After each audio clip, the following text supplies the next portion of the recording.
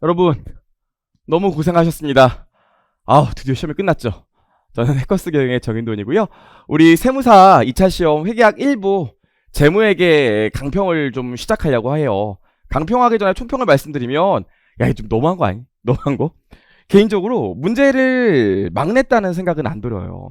잘 냈네. 신경을 좀 쓰셨구나. 이런 생각은 좀 많이 드는데, 저도 수험생이라는 걸 해봤지만, 오히려 1차생들보다 2차생이 더 연습서만 이렇게 계속 봤던 거 보고 봤던 거 보다 하니까 오히려 더 사고가 딱 굳어있거든요. 그래서 1차생들이랑 다르게 오히려 2차생들이 시험장에서 새로운 유형 나오면 생각보다 훨씬 더 당황을 해요. 좀 이따 문제를 풀어보겠지만 여러분들이 시험 문제를 받자마자 당황했을 것 같아요. 문제 1번 같은 경우에. 그쵸? 재고산이 뭐 나올 수도 있다고 얘기는 했었지만 보면 환율 들어가 있잖아요. 환율? 환율 우리 나오나? 이런 생각 분명히 하셨을 거예요. 그쵸? 환율에 뜨악 하시고 보시면 막 얘기가 좀 뭐 그래요. 표현이 좀 애매한 것도 있고. 그래서 겨우 이제 재고에서 환율 큰일 났는데 무릎 1번은 제껴야겠다 이렇게 생각하는데 무릎 2번 보시면 뭐나 합니까? 지분법 나와요. 제가 지분법 최소한으로 하자고 얘기를 해도 학원에서 뭐 유해 GS 유해 2기 3기도 마찬가지고 동차 GS도 해보면 여러분 혹시 모르니까 지분법은 최소한으로 보고 갑시다 하더라도 그 회차에는 유독 응시율도 낮고 강평도 잘 안 듣거든요. 저도 알아요 여러분들 어떤 마음인지. 나왔어요. 최근에 나왔었는데 또 나왔죠. 그래서 이것도 좀 충격이 크셨을 거예요. 이거 큰일 났네? 이런 생각 하셨을 거라고요. 그리고 마음을 다잡고 무릎 3번을 보면 뭐야 이거? 선도계약? 파생 아니야. 파생은 보통 세무사는 안 배우는데 보통 안 배우고 안 가리키잖아요. 그쵸? 가리켜도 안 보실 거고 전 안 가리켰거든요. 파생이 나왔어요. 그럼 사실 동차생이면 그럴 수 있다고 해도 유해생 이상 되시는 분들은 여기까지 오면 일단 멘탈이 일단 나가죠. 알아요. 멘탈이 나가죠. 여기서 어떻게 정신을 맨정신으로 부여할 수 있겠습니까? 하고 나면 차해번가 자본화 혹시 유형자산에서 이번에 또 나온다면 차해번가 자본화가 그래도 가능성이 있다고 했는데 차해번가 자본화가 나왔죠. 아니 무슨 차해번가 자본화 성애자도 아니고 아니 유형자산 성애자도 아니고 유형자산을 지금 몇 년째 내는 겁니까? 아무튼 나왔어요. 근데 이거는 사실 다 맞춰주셔야 되거든요. 제가 뒤에서 얘기하겠지만 이거 다 한번 쭉 본 다음에 풀이하면서 얘기하겠지만 이건 틀려도 돼요. 합격하는데 지장 없어요. 이건 꼭 맞추셔야 돼요. 제가 이런 얘기를 좀 할 건데 이건 맞춰주셔야 할 거거든요. 근데 이미 물음 3번에서 멘탈이 나왔기 때문에 여러분들이 물음 4번 잘 푸셨을까 이런 생각이 들어요. 여기까지 하고 마음을 다잡고 넘겨봐 일단. 넘겨보면 뭐야 이거 보고기간호 사건이 나왔네요. 보고기간호 사건 나올 수 있죠. 차분하게 읽어보면 하실 수 있으셨을 텐데 글쎄요 이것도 좀 어색하셨을 겁니다. 그래서 사실 문제 1번 여러분 넘겨보시면 그 짧은 시간에 시험 문제 넘기는 순간에 요 멘탈 나가시는 분들 생각보다 많으셨을 것 같아요. 그것도 1교시인데 걱정이 많이 됐어요. 저도 시험 문제를 보고 넘겨보시면 문제 2번인데 문제 2번 보시면 말도 안 돼. 현금흐름표가 또 나왔어요. 우리 현금흐름표 최근에 너무 많이 자주 나왔죠. 그래서 사실 저만 단기 특강을 한 게 아니고 다른 선생님들도 재무회계 가르치는 분들 단기 특강을 하게 되면 사실 현금흐름표 올해 나올까 이렇게 물음표 띄우시는 분들이 꽤 많았었는데 아무튼 나왔어요. 그럼 여기서 또 현금흐름표 제끼는 동차분들이 많기 때문에 또 멘탈 나가죠. 뭐야 현금흐름표. 뭐야. 왜 또 이렇게 나와.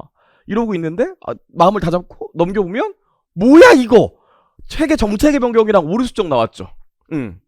여러분들 또 많이 실수할 수 있는 요소들이 좀 군데군데 숨어 있었기 때문에 여러분들이 맨정신의 문제 풀기가 좀 어려웠을 것 같아요. 거기다 원가는 또 표준원가 이런 거 나왔다면서요. 그래서 총평을 하자면 어려웠어요. 당연히. 사실 문제를 똑 띄어서 봤다면 문제 자체는 사실 그렇게 어려운 문제는 없거든요. 주제가 좀 이상한 거지. 문제 자체는 어려운 문제가 없지만 아마 여러분들 시험장에서 봤으면 압도당하셨을 겁니다. 그래서 아마 작년은 솔직히 논할 가치도 없는 문제들이 너무 많았잖아요. 솔직히 회계학원 너무 쉬웠잖아요. 올해는 문제 자체는 어려운데 조합이나 주제가 어려웠기 때문에 대폭 점수가 하락할 것 같아요. 그래서 나만 못 본 게 아니라 모든 대부분의 사람들이 다 못 봤을 거니까 너무 자책하거나 걱정하실 필요는 없는데 다만 제가 지금부터 강평하면 이건 맞추셨어야 하는데 이런 문제들이 있어요. 그런 건 맞춰주셨어야 돼요. 그래서 난 파생 이런 거 못 맞췄어요. 너무 괴로워요. 그런 건 걱정할 게 없는데 제가 지금부터 강평할 때 이런 건 좀 맞춰주셨어야 하는데 어땠을까 걱정이 돼요. 이런 것들은 좀 맞춰주셨어야 돼요. 지금부터 강평을 좀 해볼 거고 그래서 제가 볼 때는 내가 아는 걸 정확히 맞히신 분들은 뭐 큰 지장 없으셨을 거예요. 모르는 거 나왔어도 그렇습니다. 여기까지 좀 총평을 받고요. 이제 해볼 건데 제가 이걸 PPT로 칠까 하다가 여러분들 실제 시험지 느낌 그대로 좀 살리려고 그냥 시험지를 스캔했습니다. 그래서 좀 이제 휘어져 있고 그러죠? 네, 한번 같이 볼게요. 자, 보시면 문제 1번 보시면 세무는 맞다. 저희 해답이 저희 학원 홈페이지에 올라가 있어요. 저는 사실 지금 강평 보기에 심적으로 너무 괴로워요. 뭐 그러신 분들은 해답이 학원 홈페이지에 올라가 있으니까 학원 홈페이지에 있는 거 보시고 채점하시면 될 것 같아요. 자, 다시 돌아와서 일단 문제 보시면 블라블라 나와 있습니다. 기초에 1000개 있었고요. 어머, 평가 충당금 있었네. 나와 있고요. 1월 2일날 보시면 2,500개를 취득하면서 50만원은 즉시 지급하고 나머지 200만원은 X2년 말에 지급한다고 나와 있죠. 유효 이자율도 나와 있어요. 그럼 이거 보자마자 잠깐 볼게요. X1년 1월 2일날 회계 처리 보면 어떻게 됩니까? 일단 현금이 50만원 나갈 거고요. 200만원은 나중에 지급하기로 했잖아요. 매입 채무라고 쓰면 되겠죠? 매입 채무 200만원인데 2년 후에 지급하니까 당연히 현재가치 평가해야 될 거 아닙니까? 그럼 이자율은 9%니까 우리 뭐 해주면 돼? 현가계수 0.8417 쓰면 되겠죠? 여기까지 하면 우리 매입액 얼마 나옵니까? 매입액 계산하면 매입액이 183,400 나오게 됩니다. 자, 여기까지 읽고 나면 이런 얘기가 있어요. 뭐 있습니까? 문제 보시면 문제 보시면 여기 운반비 지급했다고 나와 있어요. 운반비. 그래서 운반비에서 좀 많이 고민하셨을 텐데 이거 누가 지급했습니까? 지금 회사가 세무인데 한국이 부담해요. 그럼 판매자가 부담하는 거 아닙니까? 우리 판매자가 부담하는 매입운임 어떻게 처리해? 판매자가 처리해야지 구매자가 처리하는 거 아니죠. 그러니까 매입운임은 고려할 필요가 없어요. 자, 여기까지 하면 문제 물음 1번에 1번이 물어보는 게 뭐였어요? 1월 1일날 매입의 취득 원가 물어봤죠. 요거요. 아이고, 이거 좀 너무 쉬웠죠? 하지만 시험들이 그대로 보이고 싶어지는 제 마음도 좀 이해하시고요. 그래서 요거 되겠죠. 그래서 쉽게 풀었을 거예요. 제 생각에 1번은 당연히 다 맞으셨어야 돼요. 1번 틀리시면 안 돼. 봤고요. 이제 2번 보시면 여러분들이 이게 힘들었을 거예요. 아우, 이거 왜 이렇게 했을까요? 저도 참. 보시면 외화로 샀다는 거죠. 외화로. 근데 보시면 6월 30일 날 돈을 주고 그 다음에 X1년 8월 20일 날 돈을 일부 주고 나머지는 또 나중에 주기로 했대요. 제품이 이때 들어오고. 그럼 차분하게 한번 회계 처리 끊어보시면 자꾸 차분하게 보시면 일단 6월 30일 날 700불 현지급했어요. 현금 나가고 여기 뭐 집으면 돼요? 선급금 잡으면 되겠지. 700불에 뭐 해주면 돼? 이날 돈 줬으니까 이날 환율 쓰겠죠. 얼마입니까? 1150원 쓸 거 아니니까. 여기까지 하면 선급금 여기 80만 5천원 나올 거예요. 여기까지 하고 나서 X1년 8월 20일 보겠습니다. X1년 8월 20일 보면 어떻게 될까요? 이렇게 될 거예요. 선급금 잡아놓은 것처럼 80만 5천원 없어질 거고요. 이때 현금을 또 줬죠. 얼마 줬어요? 1200불 줬잖아요. 8월 20일 날 돈 나가니까 이날 환율로 돈을 주겠죠. 여기 얼마입니까? 1350원 나갈 거예요. 그럼 나중에 준다는 거예요. 근데 이날 물건을 받아오기 때문에 이날 매입채무로 기재해야 될 거 아닙니까? 800불. 돈은 나중에 주더라도 이날 기재하니까 얼마로? 1350불. 똑같이 이날 거래일 날 환율로 해야겠죠. 여기까지 하게 되면 우리 매입 금액 얼마 나와요? 계산하면 매입 금액이 3505000 나오게 됩니다. 사실 저는 여기까지 문제 읽고 무슨 생각했냐면 저는 이런 거 체크하려고 그랬어요. 아이고, 요거 나오니까 기말에 이자 비용 물어보지 않을까? 이런 생각도 했고요. 이왕 물어본 김에 기말에 요 매입 채무에 대한 환산 물어보지 않을까? 화폐성이니까. 이런 고민하면서 문제 읽었는데 다행히 그런 건 물어보지 않았어요. 실제로 요 환율 굉장히 당황하셨을 텐데 보세요. 지금 문제 보시면 물음에 2번 보시면 8월 20일 날 취득원가 물어봤으니까 요것만 계산하면 돼. 뒤에 보겠지만 이거 몰라도 이거 틀려도 여기는 맞출 수 있어요. 그냥 독립적이거든요.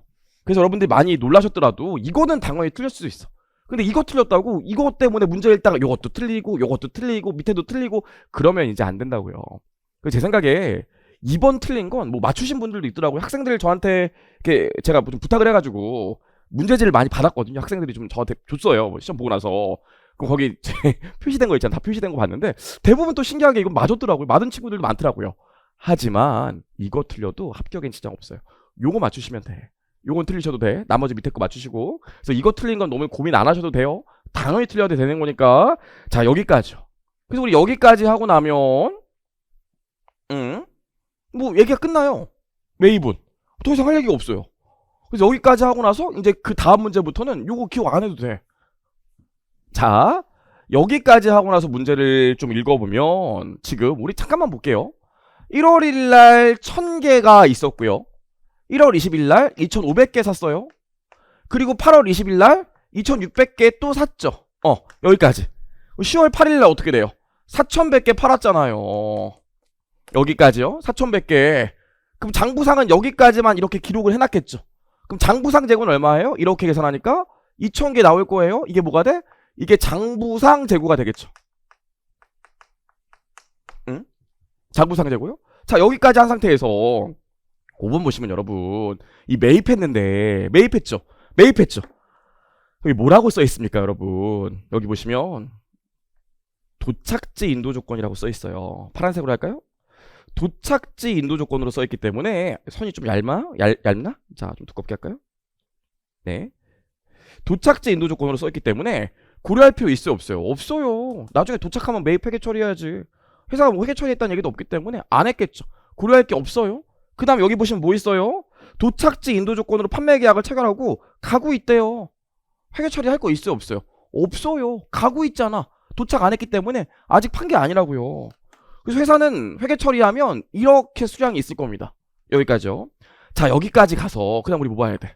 창고상 수량을 봐야겠죠? 창고의 수량이 어떻게 되는지? 창고상 수량? 그럼 창고상 수량 어떻게 돼요? 장부상 재고. 장부상 수량에서 감모 빼줘야 될 거예요. 그쵸? 이 문제 같은 경우는 모두 빼줘야 될까? 이 문제 같은 경우엔 도착지 인도 조건으로 가고 있기 때문에 회계 처리는 안 돼 있지만 창고에선 빠졌다고요. 가고 있기 때문에. 그래서 도착지 인도 조건으로 판매한 재고 몇 개? 300개는 빠질 거예요. 여기까지. 자, 이러고 나서 진짜 BS에 들어가는 진짜 기말 재고 보면 어떻게 돼요? 자, 장부에 2000개 있었어요. 근데 실제로 창고에 도착지 인도 조건 때문에 300개는 가고 있으니까 빠져있겠죠. 그럼 창고에 지금 1700개 있을 거예요. 그 다음 뭐 해줘야 돼? 도착지 인도 조건으로 가고 있는 건 창고에 없어도 내 거기 때문에 어떻게 해주셔야 돼? 창고에 없지만 내 재고니까 더 해줘야죠. 그래서 우리 재고자산 조정으로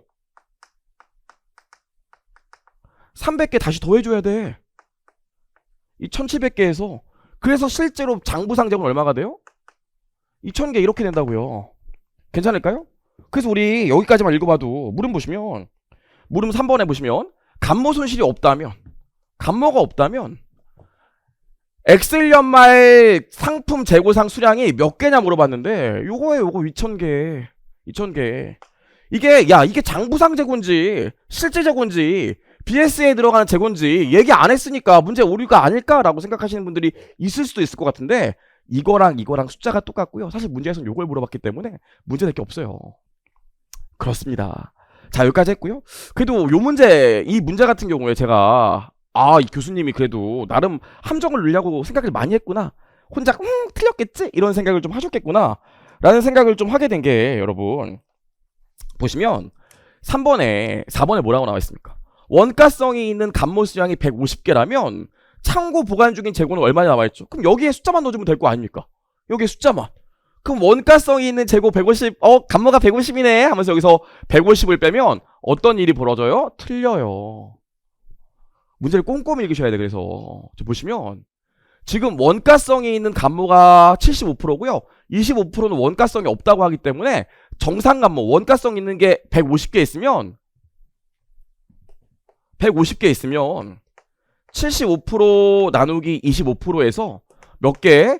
50개만큼 원가성이 없는 비정상 감모도 있다는 소리예요. 요걸 캐치하셨어야 되는데 시험장에서 쉽지 않았을 것 같아요. 정말로. 자, 그럼 봐봐. 지금 정상 감모 50개 있지만 150개 있지만 정상 감모도 50개 있는 거 아닙니까? 그럼 어떻게 돼? 창고에 있는 재고는 이렇게 빼주니까 몇 개 남아요? 1500개 되겠지. 그럼 이거 조정되니까 자연스럽게 어떻게 돼요? 1500개에서 300개를 다시 더하니까 진짜 BS에 들어가는 기말재고 몇 개예요? 1800개가 되겠지. 이렇게 가는 겁니다. 그래서 문제 보시면 4번이랑 5번 창고에 이거 좀 확 줄여볼까? 창고에 보관 중인 재고가 몇 개냐 물어봤는데 간모가 있으면 1500개. 이 비정상 간모 캐치하는 게 이 문제 포인트였던 것 같아요. 5번째 보시면 여기요. 여기까지 보시면 평가 손실 환입이 얼마인지 물어봤습니다. 역시나 원가성 있는 간모가 150개 있대요. 그럼 요거 기준으로 하면 되겠죠? 평가 손실 구할 때 실제로 BS에 들어가는 게 1800개여야 하니까 보시면 단가가 지금 평가 충당금 고려하기 전에 장부 금액이 1280원이라고 나와 있어요. 그럼 봅시다, 여러분. 요것도 지금 실제로 1800개가 있고요. 장부상 한 개당 얼마래요? 1280원이래요. 좀 전에 문제 읽었잖아요. 보시면 순실현 가능 가치가 밑에 나와 있습니다. 뭐라고 나와 있습니까?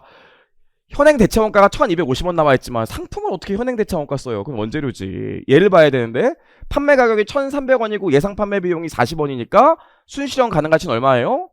1260원 있는 거 아니겠어요? 그럼 얼마 나와요? 계산하면 36,000원 나오지 하고 이거 평가 손실 쓰면 그냥 바로 또 틀리는 겁니다.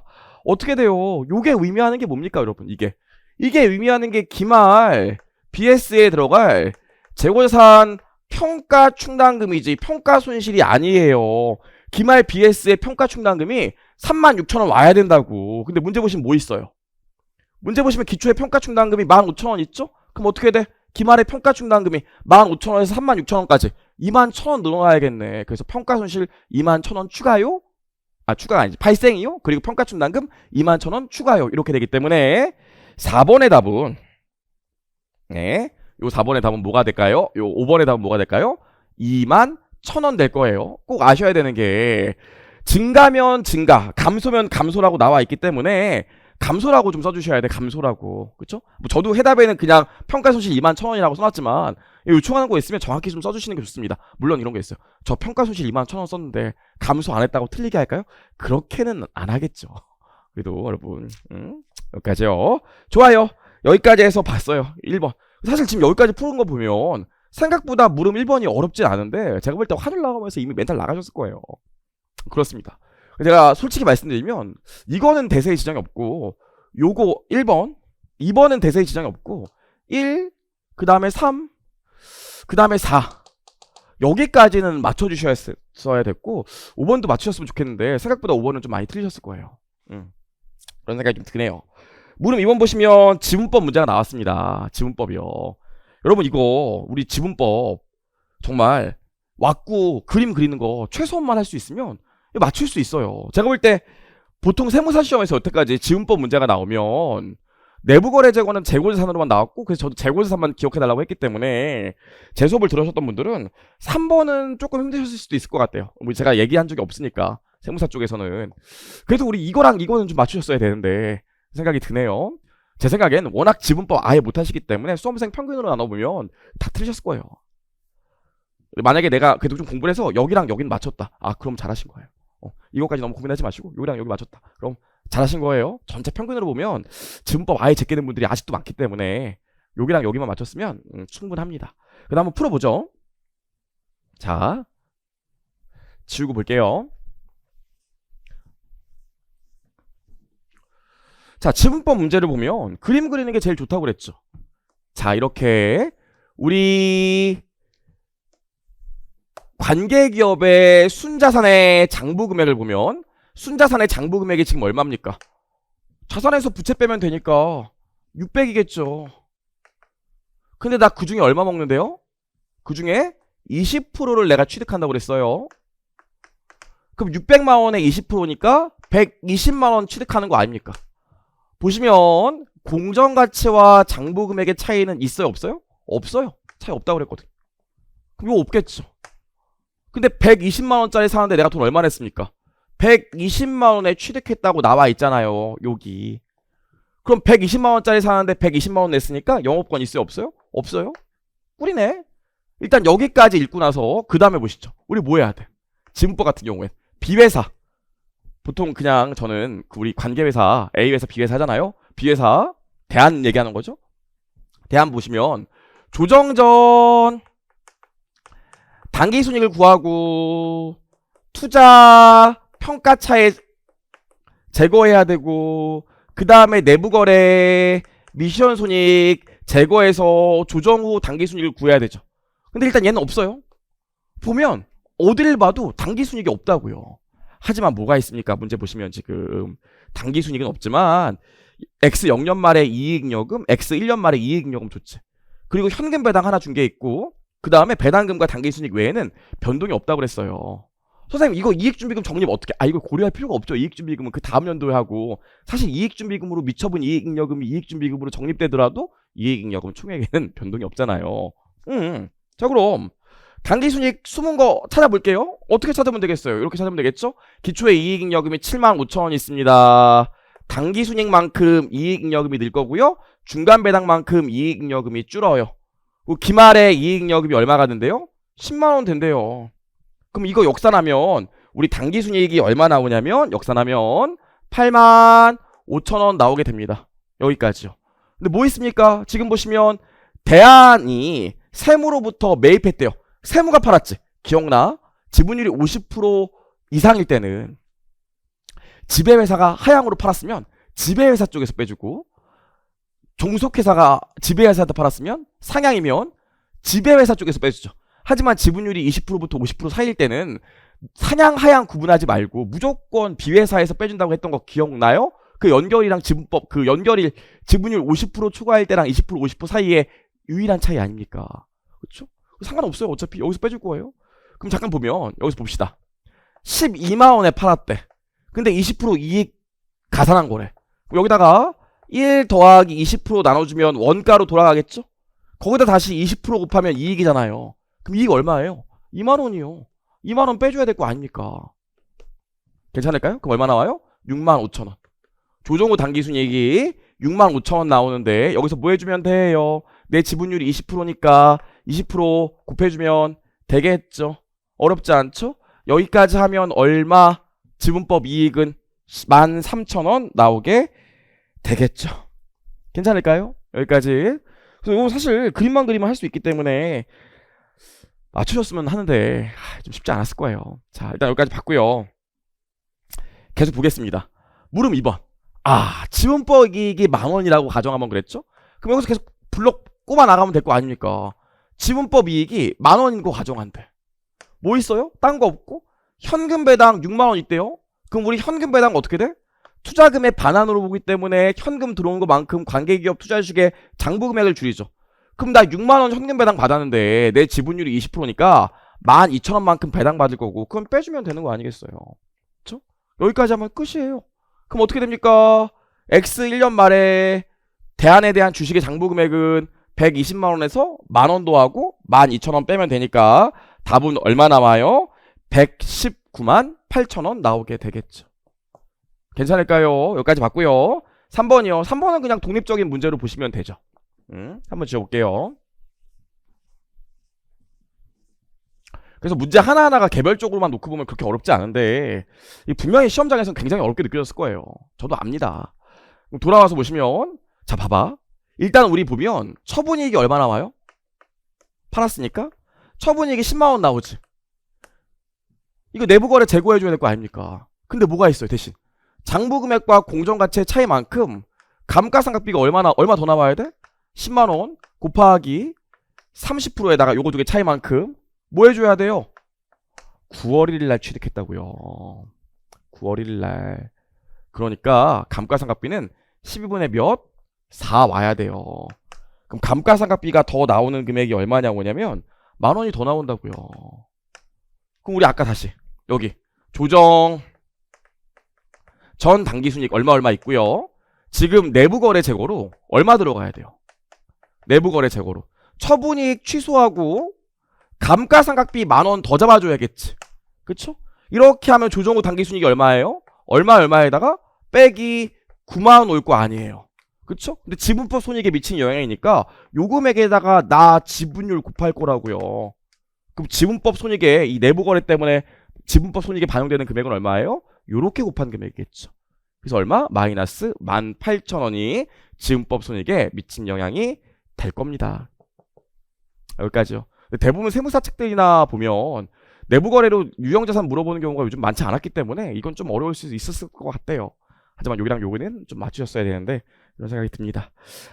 좋아요. 여기까지 봤고요. 아이고 물음 3번이에요. 전 개인적으로 이번에 출제하신 분은 그래도 신경을 많이 쓰고 함정도 많이 집어넣고 신경 쓰신 것 같아서 뭐라고 얘기할 게 없어요. 사실 작년에 회계학 일부 재무얘기를 낸 분은 진짜 무책임한 새끼죠.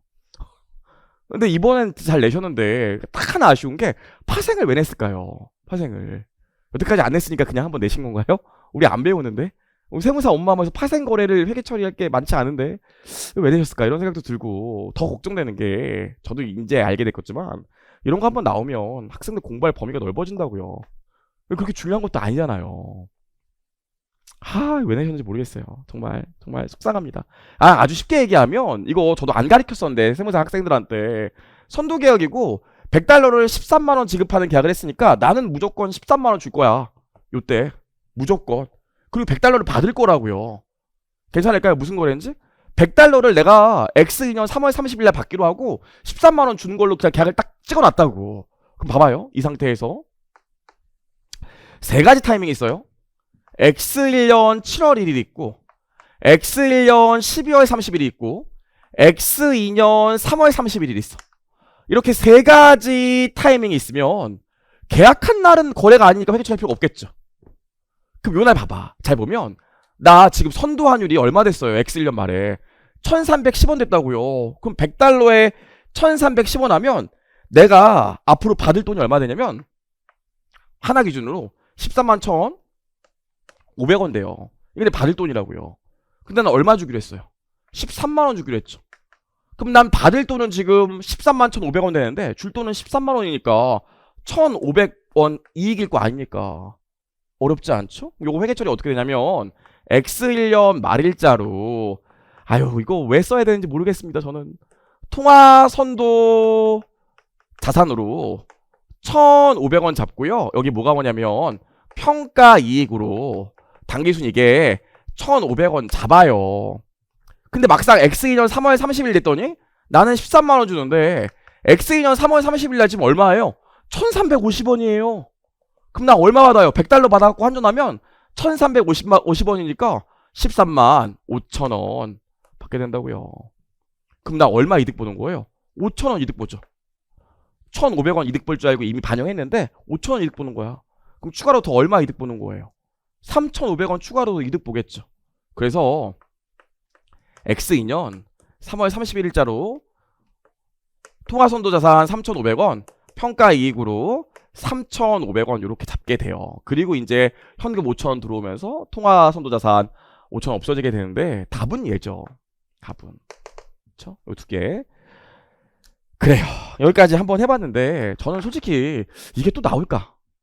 감히 이제는 못하겠어요. 찍지도 못할 거겠는데 이거 과연 나중에 또 나올까? 이거 한 문제 나왔으니까 앞으로 또 이 파생상품까지 다 공부를 해야 될까? 전 모르겠어요. 그리고 실제로 요거 나왔을 때 처음 보는 거 나왔네. 사정 오케이 버려 하고 넘어갔으면 그분이 승리자예요. 어떻게 맞춰보겠다고 이거 읽고 있으면 문제가 지금 생각보다 되게 많거든요. 많기 때문에 여러분들 뒤에 몇 문제 못 푸셨을 거라고요. 그런 생각이 좀 듭니다. 이런 문제는 그래서 그냥 뭐야 하고 그냥 넘어갔으면 좋은데 유해생분들이나 그 이상 되는 분들이 읽어보고 고민했을까봐 그게 좀 걱정이 돼요. 그래요. 자 여기까지 봤고요. 넘겨보시면 물음 4번에 차이번가 자본화가 나왔어요. 차이번가 자본화. 개인적으로 물음 4번은 진짜 다 맞으셨어야 돼. 이거 틀리시면 안 돼요. 다 맞으셨어야 돼요. 이 차이번가 자본화는 야 말이 쉽지 네가 해봐라 이럴 수도 있겠지만 다 맞으셨어야 돼요. 지우고 좀 보겠습니다. 지우고. 자 보시면 이런 문제 나오면 제가 이건 좀 그려달라고 그랬죠. 여기다 할까요? 헷갈릴 수 있으니까. 자 요렇게 X1년이고 X2년이면 4월 1일날 공사를 시작했대요. 그럼 X1년도에는 9개월이겠죠? 자본화 기간이? 문제 보시면 X2년 말에 완료했대요. 그럼 여기 12월이겠죠? 특정 차입금이 AA인데 AA는 4월 1일부터 X2년 12월 31일까지 있었대요. 그럼 여기 특정 차입금 AA가 있는데 얘도 4월 1일부터 9개월 가고 X2년도에 12개월 가겠죠. 우리 봐봐. 특정 차입금 이거 자본화 기간 끝났는데 올해 말까지 특정 차입금이 아직 상환이 안 됐으면 잔여 기간에 대해서 일반 차입금을 보는 거. 또 앞에 이만큼 아직 자본화기 개시 안 했는데 특정 차입금이 있으면 이만큼 이거 일반 차입금을 볼 건지 안 볼 건지 이런 거 논란이 된다고 했잖아요. 근데 제가 뭐라고 했어요? 웬만하면 안 나온다고 그랬죠. 그렇죠? 안 내요 이렇게. 그렇죠? 그래서 딱 걸리게 나와서 우리 공부할 때는 고민했던 것들이 뭐 전혀 뭐 논란거리가 없대 나왔고요. 고민 안 해도 되게 비비 보겠습니다. 비비 보시면 4월 1일부터 있었죠? 그래서 여기는 9개월이 맞고요. 여기는 어떻게 돼? X2년도에는 6월 30일까지니까 6개월 이렇게 오겠죠. CC 보면 어떻게 돼요? CC 보면 10월 1일부터니까 X1년도에는 3개월, X2년도에는 4월 달에 갚았네요. 4개월. 이렇게 되겠죠? 헷갈릴 수 있기 때문에 이 정도는 한번 써놓고 문제 풀어보는 게 좋아요. 가보겠습니다. 일단 제 수업 들은 분들 이거 볼 거니까 제 왁구 위주로 할게요. X1년도 보시면 첫 번째로 우리 뭐 구하셔야 돼? 연평균 지출액 구해야 되죠.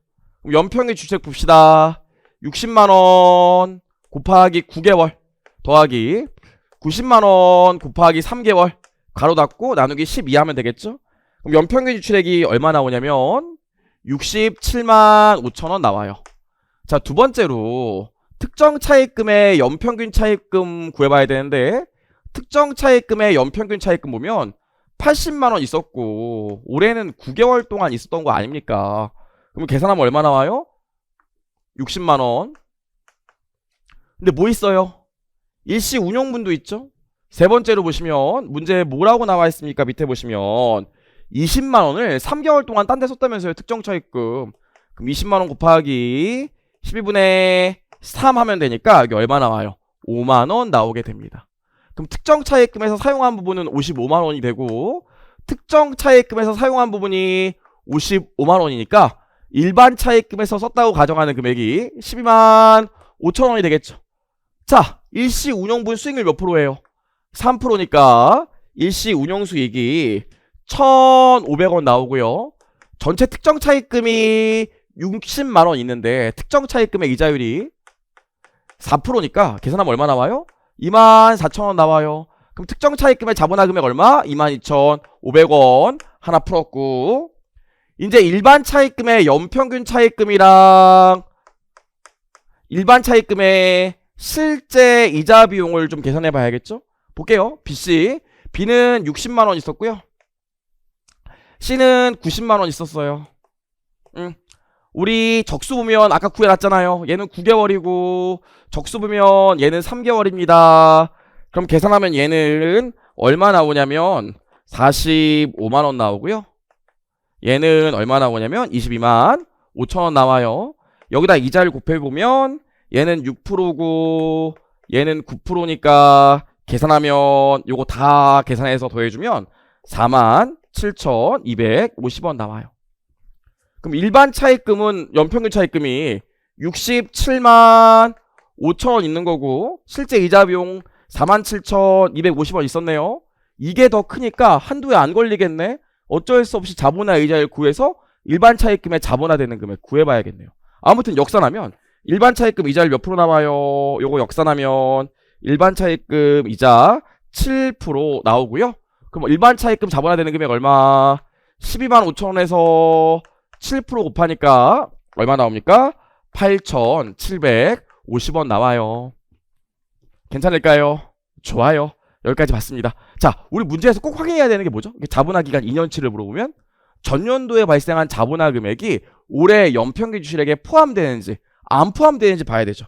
보시면 포함된대요, 안 포함된대요. 나이스. 안 포함된다고 나와 있어요. 그럼 훨씬 낫겠네.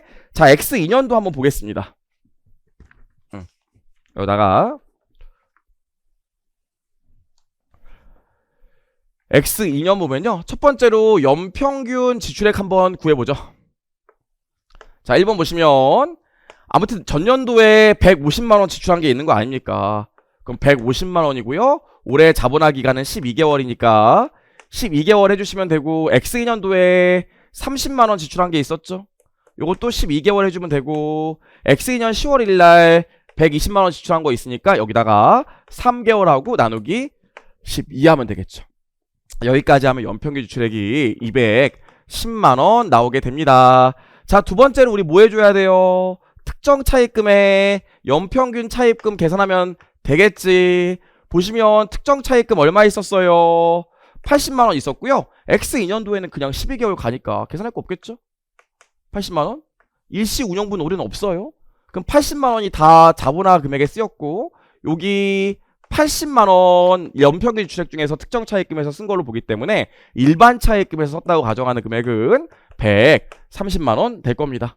자, 특정 차입금 이자율 몇 프로? 4%니까 계산하면 얼마 나와요? 32,000원 나오고, 두 번째 연도에 자본화되는 금액은 특정 차입금에서 32,000원.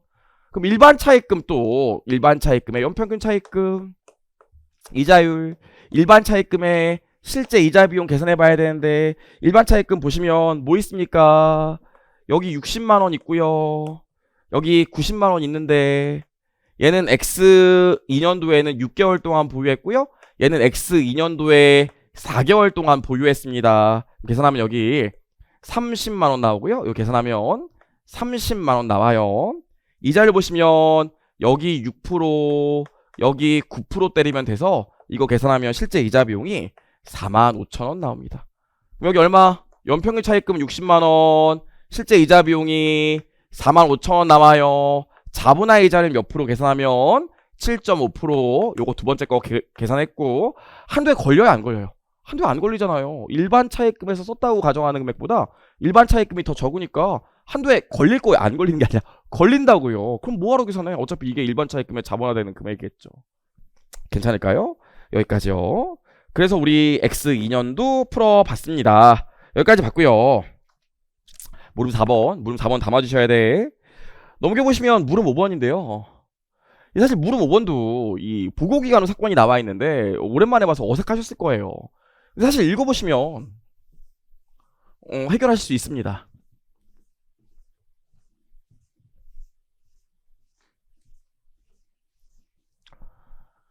자, 보시면 X 1년 말에는 자세는 손상 징후가 없었는데 거래처가 파산되었대요. 우리 보고기간후 사건 중에서 제가 두 개만 기억해달라고 했던 거 기억나요? 특별한 거? 일반적으로 보고기간후 사건은 12월 31일 날 원인이 있거나 물음이 있었는데 보고기간후 사건으로 그 결과가 나오거나 해답이 나오면 수정한다고 그랬죠.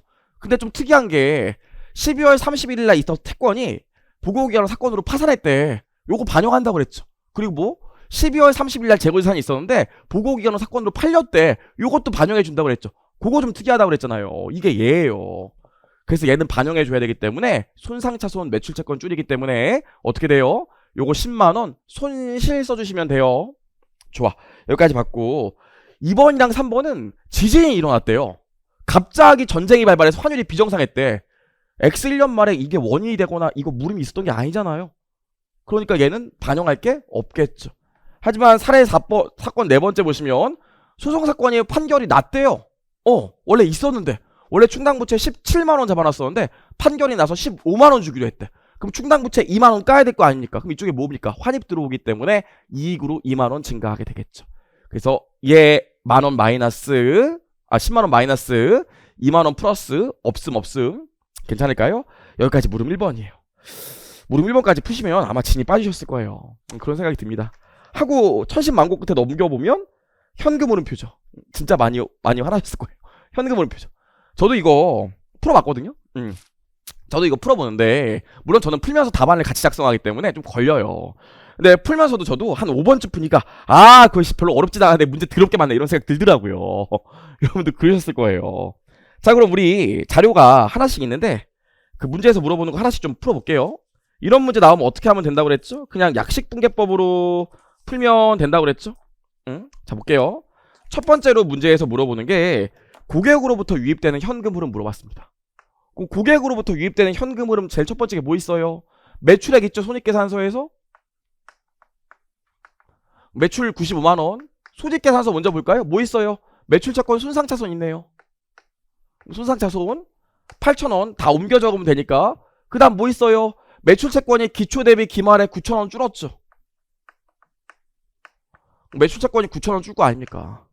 요거 말고 사실 우리가 선수금 있으면 선수금 고려해야 되는데 다행히도 문제에 선수금은 없어요. 여기까지 하면 요게 현금이겠죠. 현금 얼마 나와요? 계산하면 95만 1,000원 나오게 됩니다. 첫 번째 거 풀어봤고요. 두 번째 거 보시면 두 번째 건 뭘 물어봤습니까? 공급자에 대한 현금 유출액 물어봤거든요. 이것도 손익계산서 보면 매출원가 제일 먼저 나와줘야겠죠. 매출원가 51만원 쓰시면 되고, 우리 또 뭐 있어요? 보시면 재고자산이요. 재고자산이 기초대비 기말에 48,000원 늘었죠. 재고자산 48,000원 늘려주고요. 그 다음 뭐 있어요? 매입채무 있죠? 매입채무 28,000원 늘었네요. 28,000원 늘려주면 될 거예요. 그 다음 우리가 착각할 수 있는 게 선급금이나 이런 것들이 있는데, 문제 보시면 또 그런 거 없다고요. 다 했네. 그럼 대차를 맞추면 여기 얼마 나와요? 현금이 53만원 나옵니다.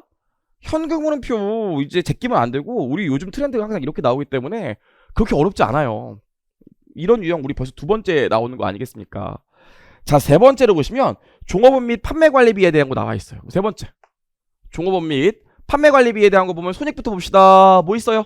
여기 있네요. 판매관리비. 그럼 판매관리비로 그냥 판관비라고 쓸게요. 판관비 85,000원 있고요. 판매관리비와 관련된 거 보면 또 뭐 있습니까, 여러분? 판매관리비. 급여 있죠, 급여? 종업원이니까 급여. 여기 급여 105,000원 있습니다. 여기까지요. 그 다음 우리 보면 판매관리비와 관련해서 뭐가 있을까? 여기 미지급 판매관리비 있네요. 그 부채가 기초대비 기말에 줄었으니까 여기 미지급 판매관리비로 얼마? 4,000원 줄여주면 되겠죠? 계정을 찾아보면 그 외에는 아무리 봐도 없어요. 여기까지 해서 현금을 맞추면 현금은 19만 4,000원 나오게 됩니다. 홈페이지에 답안이 올라가 있어요, 여러분. 자, 여기까지 봤고요. 네 번째 보시면, 네 번째는 뭘 물어봤냐면 이자 수칙 물어봤거든요. 네 번째 이자 수칙, 이자 수익이요. 이자 비용 알고. 그럼 일단 손익계산서 보면 이자 어디 있습니까? 손익계산서 보면 이자 수익 5,000원 있네. 그럼 이자 수익 5,000원 쓰고요. 또 뭐 있어요? 미수이자 있네. 자산이 늘었죠. 미수이자 1,000원 이렇게 쓸 겁니다. 또 없어요, 이제 이자 수익은. 뭐 A씨금융자산이 있는 것도 아니고. 그럼 대차를 맞추면 현금이 얼마 나와요? 여기 현금이 4,000원 나오겠죠. 자, 여기까지 했습니다. 법인세도 보시죠. 5번에 법인세에 대한 현금 유출액 물어봤는데, 손익계산서를 보면 법인세 비용 있죠? 42,000원. 여기다 줄여서 쓸게요. 법인세 비용 법비로 42,000원. 얘는 뭐 자본에 가감되는 효과도 없고, 보시면 법인세와 관련해서 계정이 뭐가 있습니까? 여기 미지급 법인세 있네. 미지급 법인세라는 부채가 2,000원 줄었죠. 그럼 여기 미지급 법인세가 2,000원 줄었으니까 이렇게 잡아주면 됩니다. 없어요. 그럼 대차를 맞추면 현금이 얼마 나와요? 44,000원이 나오게 되겠죠. 자, 5번까지 했어요. 6번부터는 지우고 할게요. 그래서 현금흐름표가 이것도 그렇게 막 어렵고 꽈낸 문제는 아니었는데, 여러분들이 또 무릎 1번에서 많이 힘들었을 거기 때문에 걱정이 됩니다. 자, 우리 6번 보시면 6번에서는 토지 취득 물어봤거든요. 토지 취득? 보세요. 문제 보시면 토지가 늘었어. 12만원만큼. 그쵸? 토지가 12만원만큼 늘었고요. 문제 보시면 뭐 토지에 대한 얘기가 없죠. 근데 지금 보시면 유형자산 처분이익이 있는데 18,000원 18,000원 있잖아요. 이거 문제 보시면 뭐라고 나와 있어요? 건물과 관련된 처분이익이래요. 그럼 토지 처분이익은 없네? 그래요? 나와 있고. 근데 뭐가 있어요? 재평가액여금 있죠. 그럼 여기까지밖에 관련된 게 없으니까 써주시면, 여섯 번째, 일단 토지가 얼마 늘었어요? 다시 올라가서 보면 토지가 12만원 늘었죠? 토지 써주면 돼요. 12만원. 그 다음 뭐 있습니까? 토지 재평가액여금이 15,000원 늘었지? 여기 뭐 써주면 돼요? 재평가액여금 15,000원 써주면 돼요. 다 썼잖아. 그럼 대차가 안 맞으니까 현금이 얼마 나옵니까? 10만 5천원 나오게 될 거예요. 자, 여기까지 봤고요. 7번도 보겠습니다. 7번이랑 8번은 여러분 건물에 대한 거 물어봤거든요. 제가 기억나? 지금 제가 풀고 있는 이 방법이 약식분계법이잖아요. 모든 선생님이 이름만 틀릴 뿐 다 똑같은 논리인 약식분계법을 푸는데, 이 투자자산 같은 경우에, 투자활동 같은 경우에는 약식분계법을 할 때 주의사항이 뭐라고 그랬어요? 계정이 다 나와 있어야지만 약식분계법을 하지, 계정이 안 나와 있으면 약식분계법 하기 힘들다고 그랬죠. 그래서 유형자산 같은 경우에 감가상각비랑 유형자산 처분이익 둘 다 있는지 봐야 된다고 그랬는데 둘 다 있어요. 그럼 얘는 약식분개법 꺼놔도 문제를 풀 수 있다고요. 자, 볼게요. 보시면 건물 얼마 늘었습니까?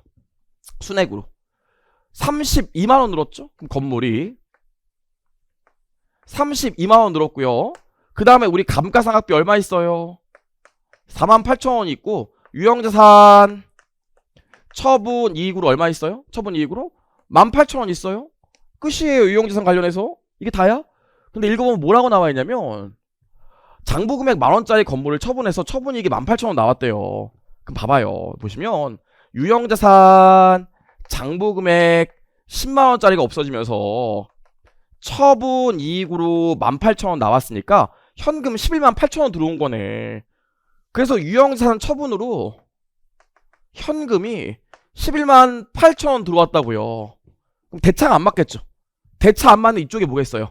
유형자산 취득으로 현금이 나간 금액이겠죠. 계산하면 여기 얼마 나오냐면 현금 유출액이 47만 8천원 나옵니다. 그럼 우리 7번이 건물 취득으로 인해서 현금 유출액이니까 예, 8번이 건물 처분으로 현금 유입액이니까 예 써주시면 되겠죠. 자, 여기까지 했고요. 9번 보시면 이자 지금 나와있는데 이자도 우리 좀 연습했어요. 7, 8번이고 9번. 자, 일단 보시면 우리 영업활동과 관련된 이자 비용은 뭐만 들어간다고? 액면이자만 들어간다고 그랬잖아요. 그럼 T계정을 그려보면 이자 비용이 지금 얼마 있습니까? 아이고, 대차가 틀렸네요. 이자 비용이 얼마 있어요? 5만원 있죠? 그 이자 비용과 관련해서 미지급 이자 있나요? 미지급 이자 있네. 부채가 2천원 늘었죠. 그럼 여기 미지급 이자 2천원 늘었습니다. 이거만 고려하면 될까 안 될까? 안 돼. 이자 비용에 상가계획이 들어가면 안 된다고 그랬잖아요. 문제 보시면 사채가 기초에 없었는데 기말에 사할차가 3만원 있어요. 근데 밑에 보시면 뭐라고 나와있냐면 사채 발행을 요렇게 했다고 나와있거든요. 그럼 봐봐요. 50만원의 사채를 발행했는데 50만원 액면 금액인데 발행 금액이 45만 5천원이니까 우리 요구하면 기초에 발행 시점에 사할차 얼마인 거 알 수 있어요. 발행 시점에 사채 할인 발행차금이 4만 5천원인 거 알 수 있지. 4만 5천원인데 기말에 3만원 남았잖아요. 그럼 사할차 15,000원 어디 갔어요? 상각됐겠지. 그래서 여기다 사할차 상가액 15,000원 고려하셔야 돼요. 이자 비용은 사실 요거밖에 없잖아요. 여기까지 하면 얼마 나옵니까? 다 계산하면 현금 유출액이 33,000원 나와요. 그나마 요게 조금 헷갈리는 분들이 있으셨을 수도 있을 것 같아요. 근데 앞에 거는 사실 내용이 그렇게 어렵지 않기 때문에 8번까지는 사실 다 맞으셨어야 된다고 봐요. 정말로요. 틀려도 다른 거 맞추셨으면 됐겠지만 일반적으로. 자, 여기까지 봤고요. 아이고. 여기까지 봤고요. 자, 마지막으로 보면 문제에서 물어본 게 뭐였냐면 이거 물어봤어요. 배당금 지급액? 배당금 지급은 너무 간단한 게 보세요. 우리 일단 좀 생각해 볼 게 있는데 자본인연금으로 자본금이 전입됐대. 무상증자 있었다는 소리 아닙니까? 그럼 자본금이 올해 보시면 자본금이 올해 6만원 늘었는데 이거 뭐 때문이야? 무상증자 때문이라고요. 주식배당 없었어. 주식배당. 그럼 이익잉여금이 기초 있고 기말 있네요. 그쵸? 그 다음 단기순이익이 12만 5천원 있어요? 그럼 뭐 어려울 게 없겠는데요? 다른 게 없기 때문에 우리 그래서 배당과 관련된 걸 보면 이렇게 하면 될 것 같아요. 올해 유상증자는 없었잖아요. 자본금 뭐 없었죠. 주식배당도 없었죠. 그러니까 그냥 이익잉여금이 기초대비 기말에 10만원 증가했고요. 올해 단기순이익, 집합순이익 12만 5천원이니까 대차를 맞추면 여기 2만 5천원 빵꾸 아닙니까? 이 2만 5천원 빵꾸 이게 뭐가 돼요? 이게 현금 배당이 되겠죠. 현금 배당액 2만 5천원이고 구할 수 있어요. 좋아요. 여기까지 봤고요. 개인적으로 저는 이거는 그래도 할만했다고 보는데 예상외로 요거 틀리시는 분들이 좀 많지 않으셨을까 이런 생각을 해요. 2번이요. 무릎 2번 보시면 영업활동 현금흐름 간접법으로 표기하는 경우 법인세 차감 전 순이익에 가감해서 조정할 영업활동과 관련된 자산부채 변동액을 물어봤거든요. 아니 그럼 뭐 아무것도 아닌 거 아닌가? 이런 생각을 갖고 여러분들 이렇게 할 수 있다고요. 자, 이게 쉬우면 쉽고 어려우면 어려운 문제인데, 그럼 영업활동과 관련된 자산부채의 증감을 고려하면 되니까 한번 볼게요. 매출채권 영업활동 맞잖아요. 그럼 매출채권이 9,000원 줄었죠. 자산의 증가는 현금의 증가. 미수이자 이자 수익은 영업활동 맞대면서요. 그럼 미수이자라는 자산이 1,000원 늘었으니까 자산의 증가는 현금의 감소. 일단 봐. 재고자산 보세요. 자산이 얼마 늘었습니까? 재고자산이 48,000원 늘었죠. 자산의 증가는 현금의 감소. 끝이고, 부채 보시면 매입채무 있죠? 매입채무 부채가 증가했으니까 부채의 증가는 현금의 증가. 28,000원. 그쵸? 그다음 뭐 있어요? 문제 보시면 우리 미지급 이자는 고려, 문제 보시면 뭐라고 나와 있습니까? 이자 지급은 배당금 활동으로 본다고 그랬으니, 재무 활동으로 본다고 그랬으니까 미지급 이자는 고려하면 안 되고, 보시면 미지급 법인세 있잖아요. 이것도 영업 활동이죠 뭐. 미지급 법인세 얼마예요? 일단 보세요. 부채 감소했으니까 현금의 감소. 뭐 있어요? 미지급 판관비 있네. 부채의 감소는 현금의 감소. 요렇게요. 요렇게 계산해서 이걸 답을 내면 틀려요. 뭐랑 뭐가 빠져야 되냐면 얘랑 얘는 빠져야 돼요. 얘만 계산하셔야 돼. 이렇게 계산하면 마이너스 15,000원 나오거든요. 아니 선생님 얘랑 얘도 영업활동 맞잖아요. 왜 빼요? 우리 영업활동 현금흐름 간접법 손익계산서를 보면, 간접법 현금흐름표 보면 당기순익부터 시작해서 영업활동과 관련이 없는 손익 빼지, 그리고 영업활동과 관련이 있는 자산부채의 증감 더하지, 그리고 뭐예요? 이자, 배당, 법인세와 관련된 손익을 뺀 다음에 이렇게 계산해서 영업활동에서 창출된 현금흐름 구한 다음에 이자, 배당, 법인세는 직접법으로 직접 현금흐름을 나열한다고. 그럼 얘와 얘는 여기 안 들어가고 여기 직접법으로 현금흐름 구할 때 그냥 묶여서 들어가 있어요. 그래서 영업활동 현금흐름표를 보면 간접법을 작성한다면 이자, 배당, 법인세와 관련된 건 여기 안 들어가. 여기 묻어져 있지. 그래서 요거 두 개를 고려하면 안 되거든요. 세상에. 그쵸? 요걸 물어봤어요. 사실 저는 여기까지 했는데 실제 시험장에서 여러분들이 이거 생각해서 해내셨을 수 있을까 이런 생각이 듭니다. 그래서 제 생각에 문제 요거 1번은 다 맞추셨어야 되는데 2번 이거를 나이스하게 이거 두 개 빼고 맞추실 수 있을까 이런 생각은 좀 들어요. 그래서 이거는 틀리셨어도 괜찮지 않을까 이런 생각 좀 합니다. 좋아요. 여기까지요. 봤고요. 아니 여러분 물음 2번 이거 예시쓰라는 게 아니에요. 기준서 문구 쓰라는 거지. 이거 어떤 학생이 저한테 우선이 선생님 이거 있잖아요. 이거 예시 쓰는 거죠. 아 예시 뭐 써야 되는지 몰라갖고 엄청 고민했어요 그러더라고요. 제가 진짜 표정 관리가 안 되더라고요. 이거 기준서 내용 쓰라는 거예요. 우리 일반적으로 회계 정책의 변경을 허용하는 두 가지가 뭡니까? IFRS에서 요구할 때 두 번째로 바꾸는 게 더 목적적하고 신뢰성이 있을 때 그거 쓰라는 얘기예요. 예시 쓰라는 얘기가 아니라, 아니 몇천 장을 예시 쓴 걸 어떻게 채점해? 기준서 내용 쓰라는 거라거든요. 이거 쓰셨어야 되는데 못 쓰셨을까봐 그게 좀 걱정이 되네요.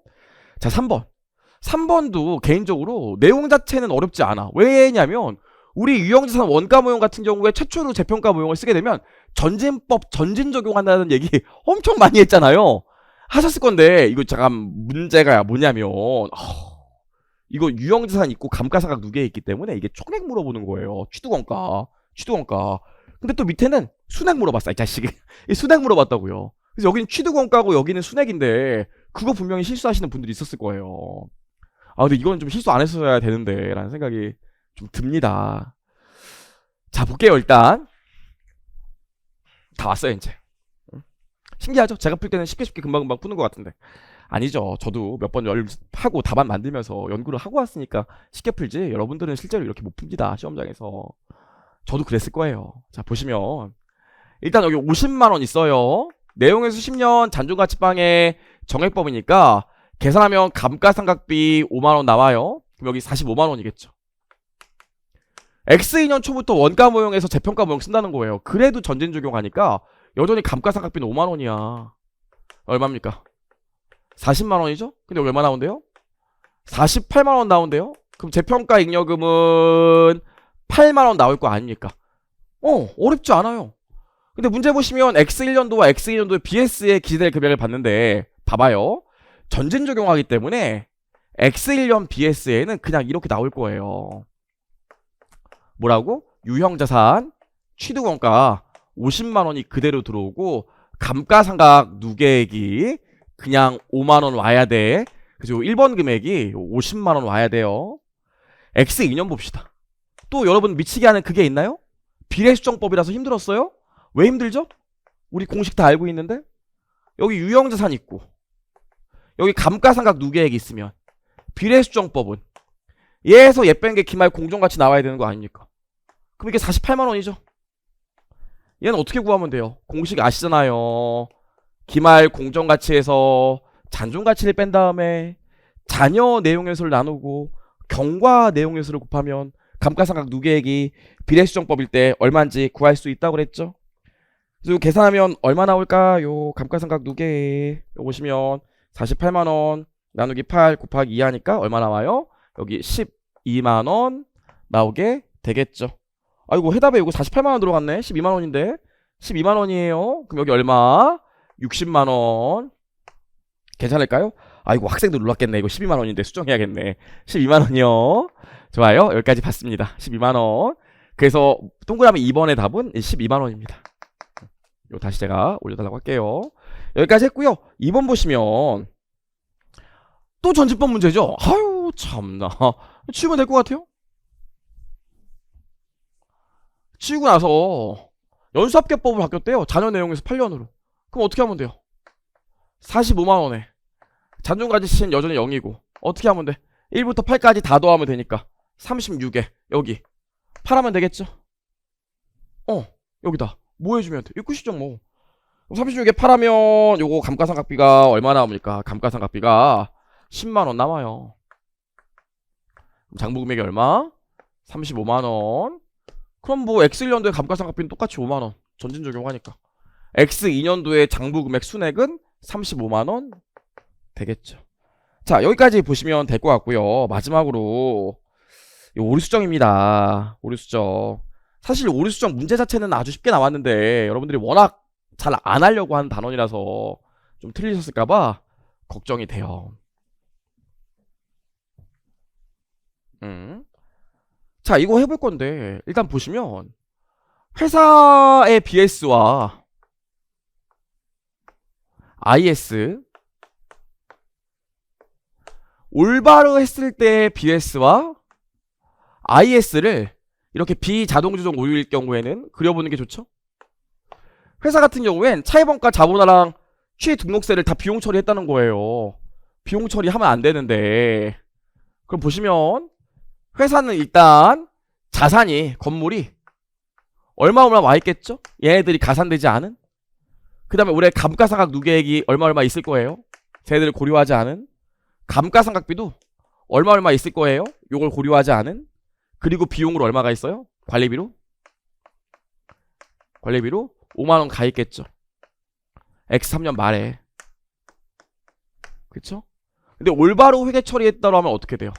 건물은 취득 원가에다가 차입원가 자본화하는 금액이랑 요 금액 들어가 있어야 될 거 아닙니까? 추가로 17만원 들어가 있어야 돼요. 그럼 감가상각 누계액도 얼마 한 거에다가 요거 20년 동안 추가로 감가상각하니까 감가상각 누계액이 85,000원 추가로 8,500원 8,500원 추가로 나왔어야 돼요. 20년이니까 감가상각비도 어떻게 돼요?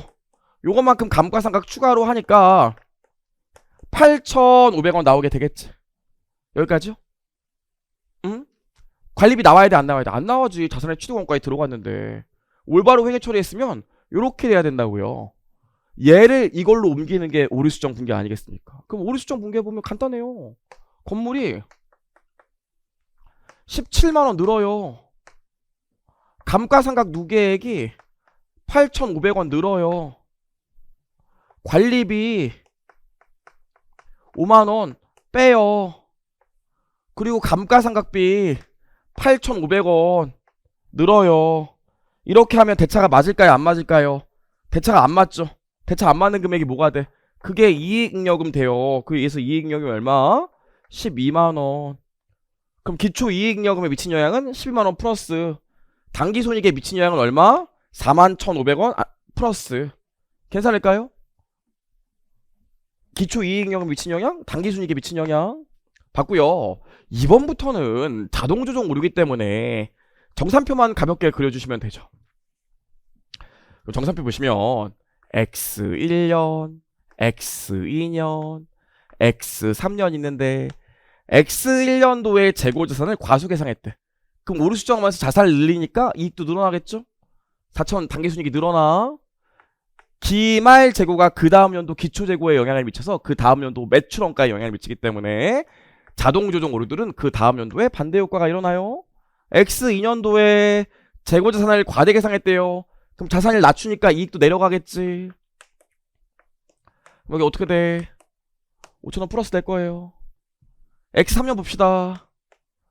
6천원 과수계상했다며. 올리니까 이익이 늘어나겠죠. 6천원.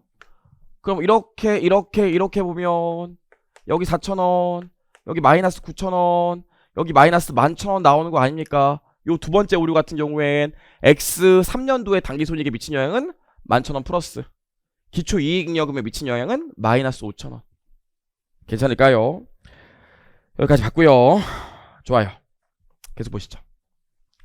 그 다음 마지막으로 오류 세 번째 보시면 오류 뭐 있습니까? X1년 있고 X2년 있는데 보시면 화재보험료래요. 화재보험료를 다 비용 처리했다는 거 아닙니까? 아직 내년 6개월치 보험료는 선급비용이란 자산 잡아줘야 되는데 그럼 아이고 2년 3년이네요. X2년 X3년 보시면 X2년에 어떻게 돼요? 여기 화재보험료 절반 18,000원만큼 선급비용을 늘려줘야 되니까 자산이 이익이 늘어나겠죠? 하지만 그 다음 연도에 자동조정 오류기 때문에 반대효과가 있을 거예요. X3년도에 어떻게 돼요? 이번에 1년치 보험료가 48,000원이 됐죠? 여전히 절반 48,000원의 절반 24,000원 어떻게 해줘야 돼요? 선급비용 늘려줘야 되니까 그것만큼 이익이 늘어날 거라고요. 그럼 계산하면 여기 18,000원 나오고 여기 6,000원 나오니까 X3년도에 당기손익에 미친 영향은 6,000원 플러스 기초 이익잉여금에 미친 영향은 18,000원 플러스 되겠죠. 여기까지 해봤습니다. 여기까지 좀 풀어봤는데 보시면 문제 자체는 그렇게 어렵지 않다 이런 생각이 드셨을 텐데 아니에요. 이 정도면 굉장히 어려운 문제입니다. 강평은 여기까지 하고요. 괜찮으시면 여러 개 되시는 분은 제가 3분만 다른 소리를 할 건데 일단 첫 번째 동차생분들 나 열심히 달려왔다. 동차 때 열심히 공부했다 하시는 분들은 고생하셨어요.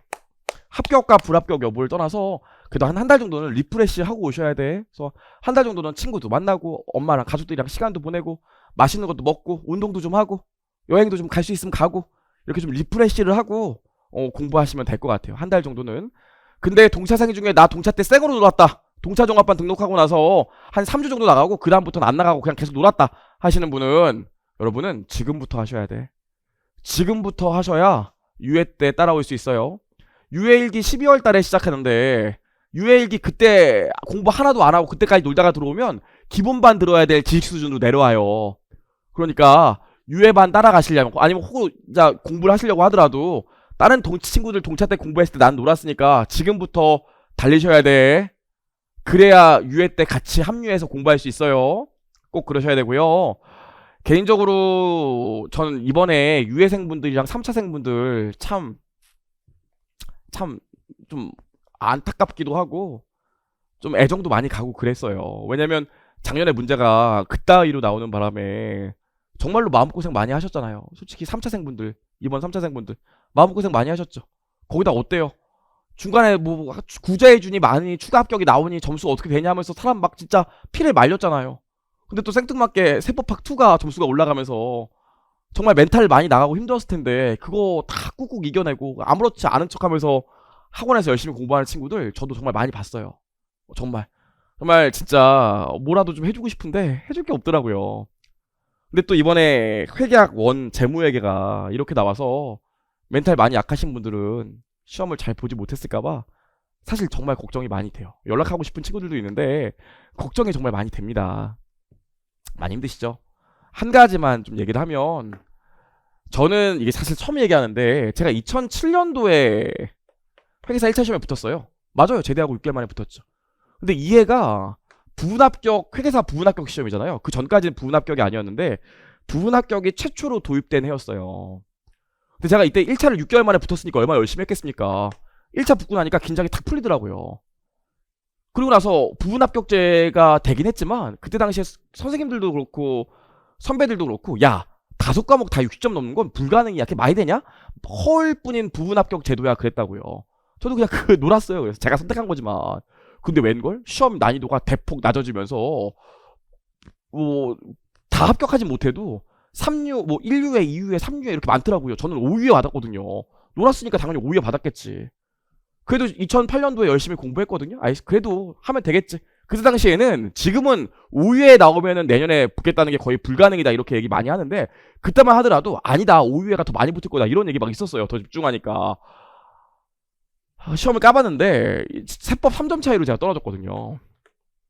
사실 진짜 붙을 줄 알았는데 다른 거 다 넘었거든요.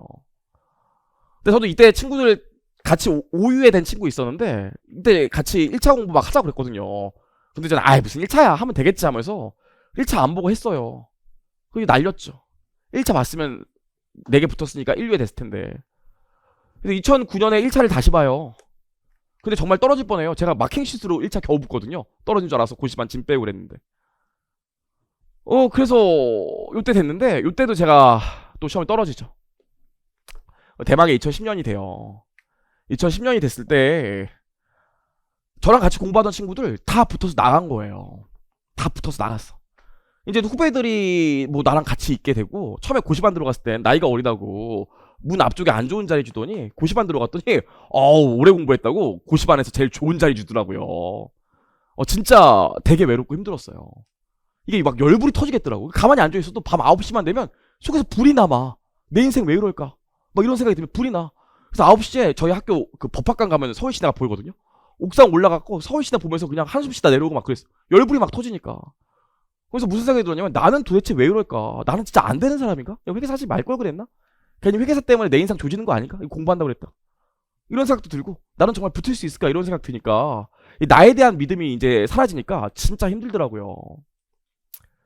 지금 이번에 이 3차로 공부하셨거나 유예로 공부하셨던 분들, 정말로 이게 전대미문의 사건이 일어나면서 정말 마음적으로 이번 재무회계 1차 시험까지 보고 나면 정말 내가 이게 운이 없는 사람인가, 나 세무사 하지 말아야 되나 이런 생각하면서, 아직 채점 결과도 안 나왔는데 자책하고 괴로워하는 분들이 있을 것 같아요.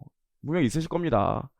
근데 여러분, 아직 몰라요. 걱정하지 마시고, 저도 뭐 이런 얘기하면 너무 감상적인 말이긴 하지만, 만약에 타임머신이 개발돼서 이때 진짜 저 완전 진짜 우울해 했었거든요. 진짜 우울해. 사람 성격도 진짜 이상했었고, 지금은 제가 이때 과거로 이때로 돌아가서 이때 저한테 한마디를 건넬 수 있다면, 좀 뭐 감상적인 얘기긴 하지만, 야, 좀만 참어.